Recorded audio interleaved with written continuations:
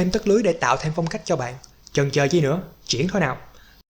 Đầu tiên, nhấn Ctrl-N để tạo một document mới.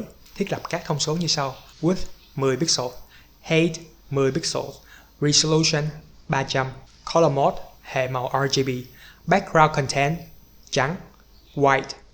Rồi chọn Create. Kế tiếp, nhấn vào biểu tượng nhỏ phía dưới để tạo lớp mới. Chọn công cụ Brush, phím tắt là B. Hãy chắc chắn màu đen nằm ở phía trên foreground. Nếu nó đang nằm ngược lại, bạn hãy nhấn vào nút mũi tên nhỏ ở phía trên hoặc nút X để đảo màu. Bây giờ dùng Brush nhấn vào góc trái, sau đó nhấn giữ Shift và nhấn vào góc phải dưới để tạo một đường chéo từ trên xuống. Tương tự như vậy, tô ở góc phải trên, nhấn giữ Shift và nhấn vào góc trái dưới để tạo thêm một đường chéo thứ hai. Bây giờ chúng ta đã có dấu X. Tiếp theo, tạo pattern với dấu X này. Vào Edit, Define Pattern. Đặt bất cứ tên gì bạn muốn để có thể sử dụng lại sau này. Ok, xong rồi. Nhấn Ctrl+W để xóa document này đi. Chọn No vì chúng ta không cần sử dụng lại nữa. Di chuyển qua hình ảnh mẫu mà mình muốn thêm hiệu ứng tất lưới. Dùng công cụ Quick Selection để chọn đôi chân mẫu trước. Nhấn và kéo để lấy vùng bạn muốn chọn. Nhấn giữ Shift, bạn sẽ thấy dấu cộng, đó là lúc bạn có thể thêm vùng chọn mới. Ngược lại, nhấn giữ Alt sẽ là dấu trừ. Lúc đó nó sẽ giúp bạn loại bỏ vùng chọn không cần thiết như là chiếc giày.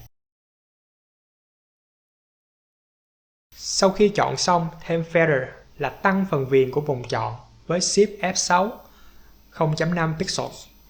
Nhấn Ctrl J để cắt phần chân vừa chọn ra vào một lớp mới. Tắt background đi, bạn sẽ thấy rõ phần vừa tách rồi đấy. Nhấn vào biểu tượng Adjustment, chọn Pattern. Chọn Pattern hình X mà bạn tạo lúc nãy, rồi OK. Nhấn tổ hợp phím Ctrl-O-G để Clipping Mask lớp Pattern xuống phần chân vừa tách. Đổi Blend Mode từ Normal sang Multiply. Giảm Opacity xuống tầm 30% cho tự nhiên nhất. Ta-da! Xong rồi nè. Vậy là bây giờ bạn có thể tha hồ tạo tất lưới ở bất cứ vị trí nào bạn thích rồi đó nhé.